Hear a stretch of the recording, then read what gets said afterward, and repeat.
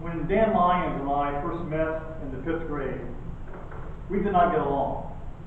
My best friend then was another guy named Dan Hyder.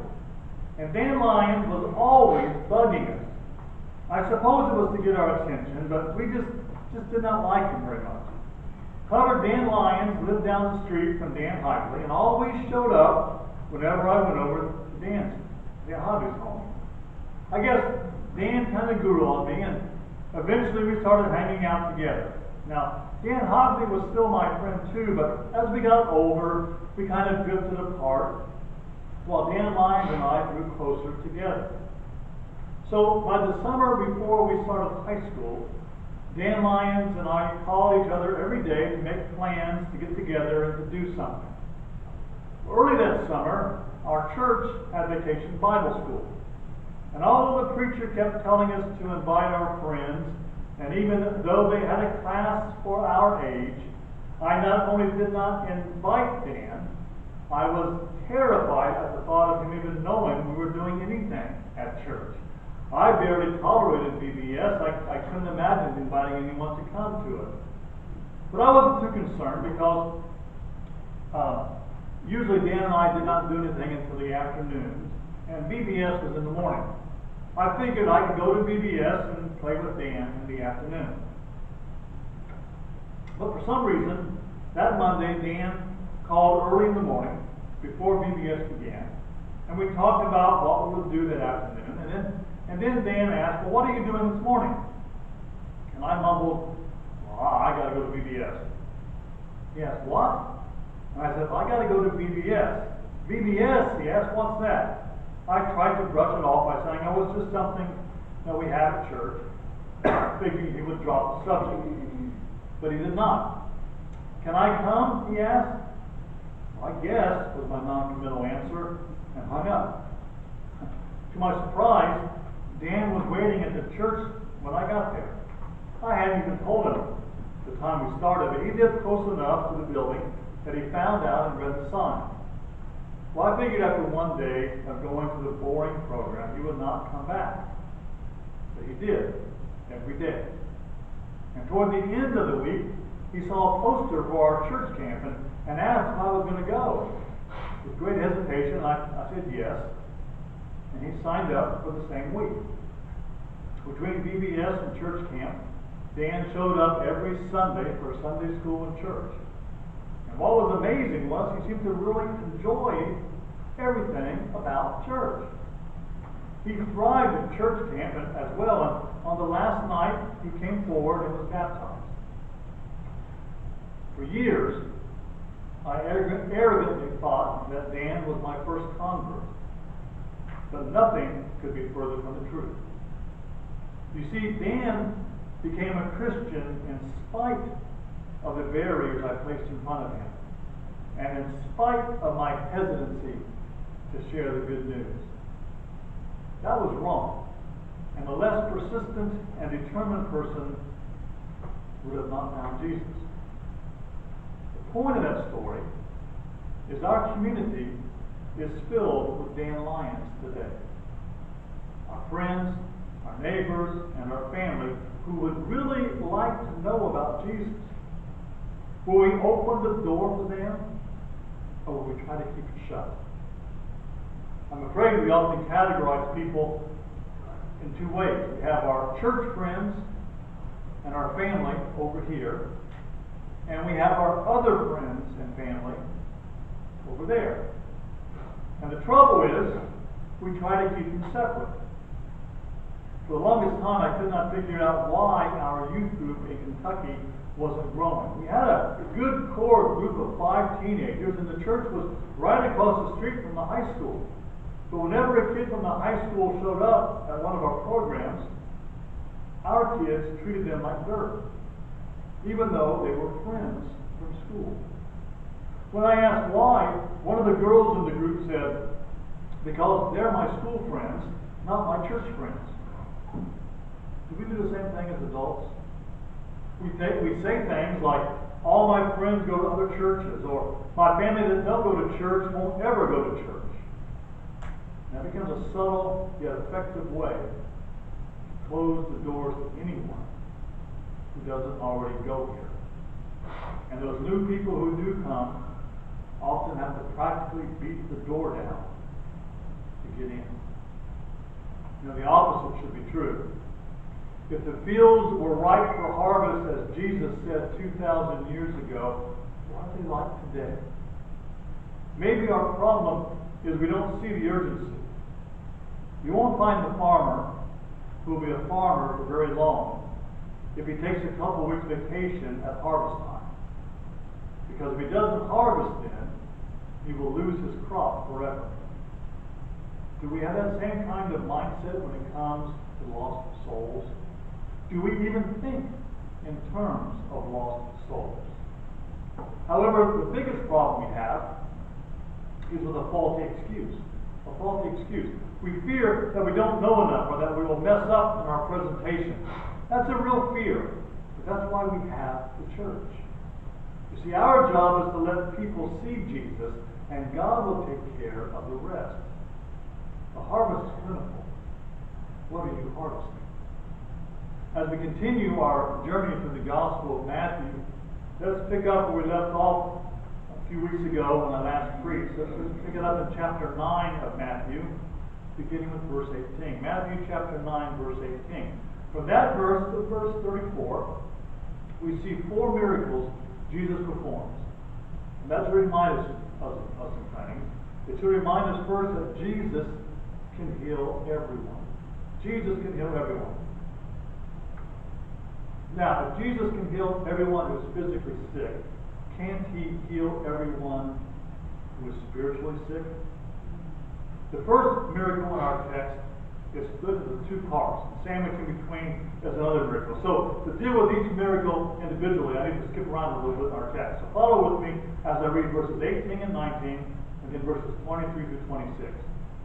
While he was saying this, a ruler came and knelt before him and said, "My daughter has just died. But come and put your hand on her, and she will live."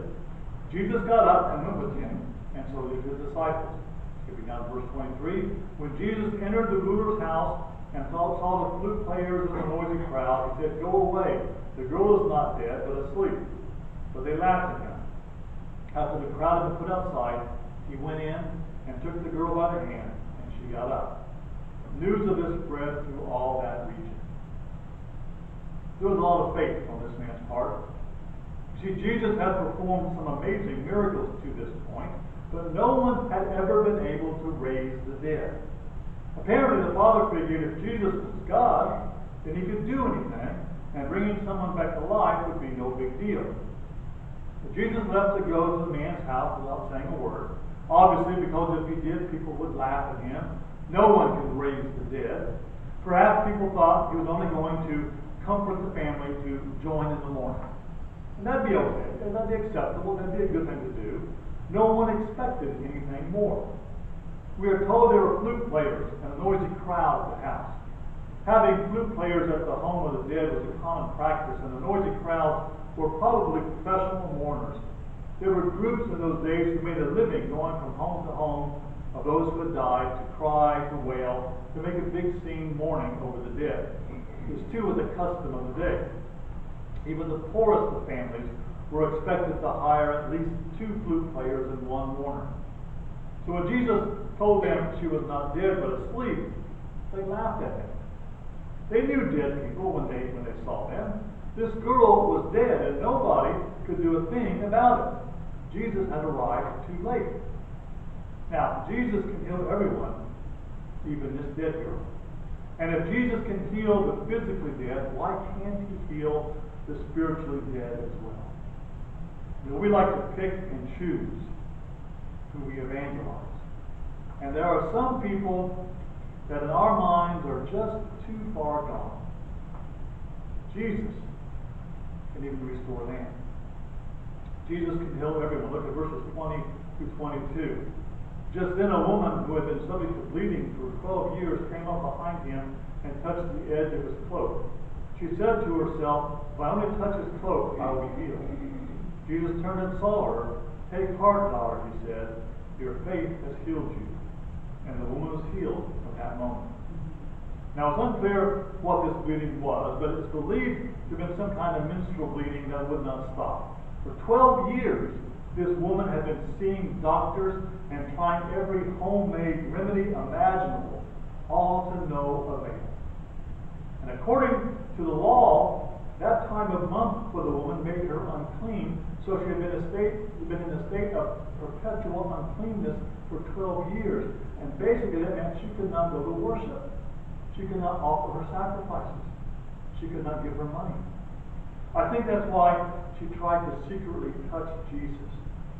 You see, for years, the holy men had avoided and shunned her, and she probably felt inferior, unworthy, maybe a little bit like a bad person. Although she believed Jesus could heal her, she did not want to be rejected again. So maybe she thought if she just touched the clothes. Now the word edge of his coat here can refer to the tassels Jewish men wore on their clothes. According to Numbers 15, all Jewish men were to wear blue tassels on their cloaks to remind them to obey God's commands. So if she touched the tassel, he would not even know she touched him. Now Luke's account of this story says Jesus felt the power leave him. Jesus wanted to let the woman know that he cared about her problem and wanted to help her even though no one else did. There are people today that we just don't want to associate with, aren't there? Either because of their reputation, or their family, or their looks. We just don't want to be seen with them. Yet Jesus can save them as well. Jesus can heal everyone, verses 27 through 31. As Jesus went out from there, 2 blind men followed him, calling out, "Have mercy on us, Son of David." When he had gone indoors, the blind men came to him, and he asked them, "Do you believe that I am able to do this?" "Yes, Lord," they replied. Then he touched their eyes and said, "According to your faith will it be done to you." And their sight was restored. Jesus warned them sternly, saying, "No one knows about this." But they went out and spread the news about him all over that region. I heard one time from Cecil Bennett. He has since passed away, but at the time he was the founder and director of the Deaf and Hard of Hearing Institute. And he said that whenever Jesus healed a person, he showed them the highest respect. Instead of making these 2 blind men stand around with an unseen and probably scary crowd, Jesus took them inside where it was just him and them.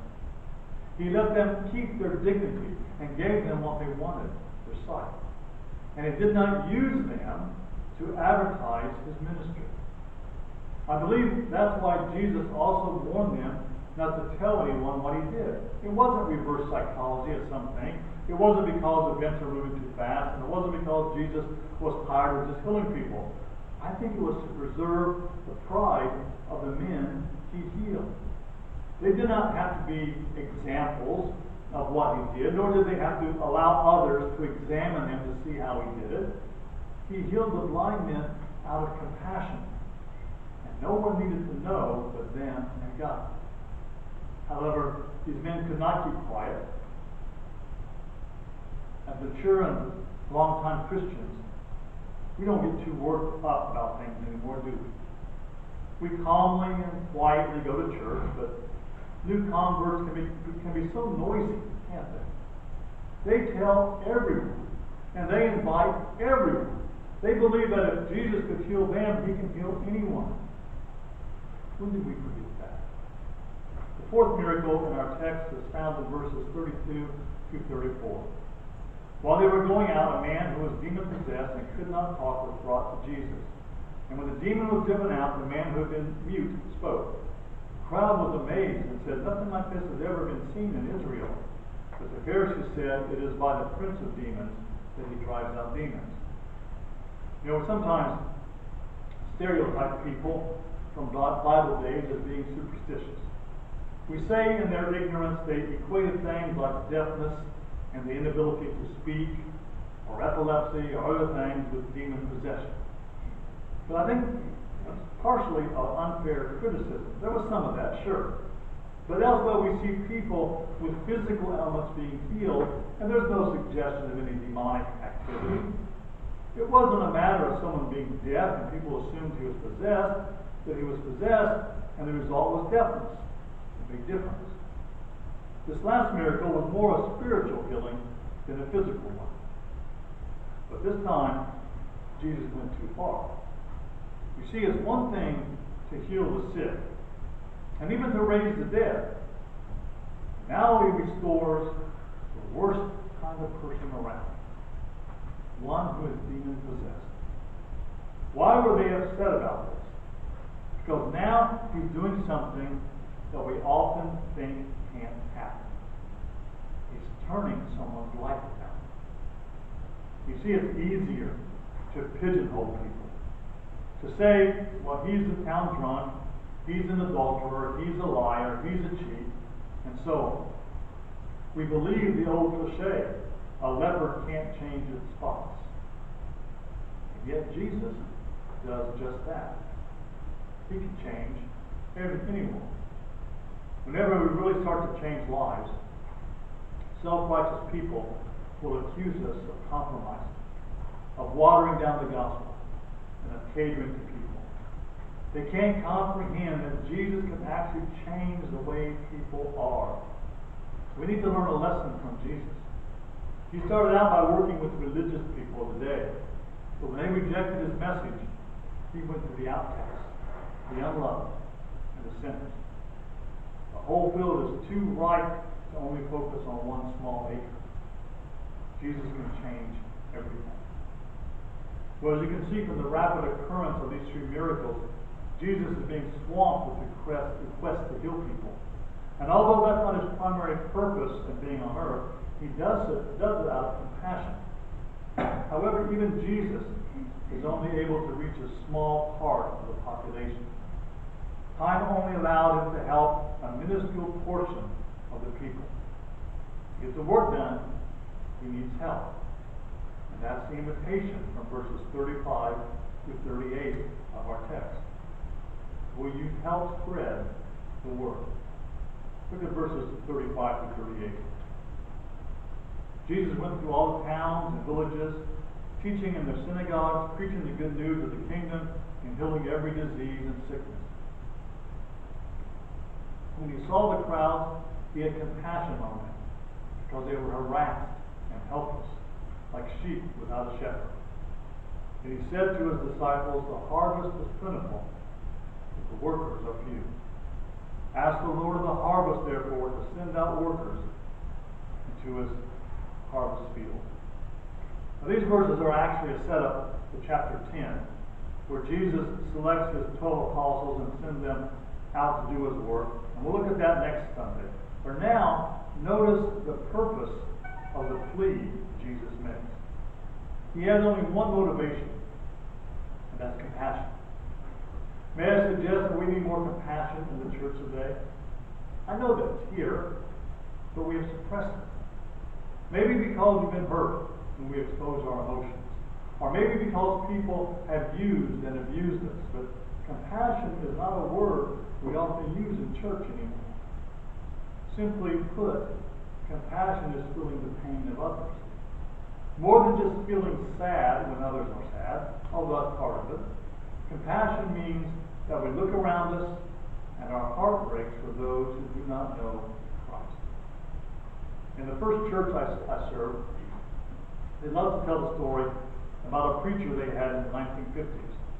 This fellow was fresh out of Bible college, and he was full of enthusiasm and zeal. The first thing he did was to walk around that very small mining town in the foothills of the Appalachian Mountains and invited everyone to come to church. The church was pleased that their minister was so gung-ho until certain people he invited actually started to come. A minor scandal erupted when members of the African American community showed up to church.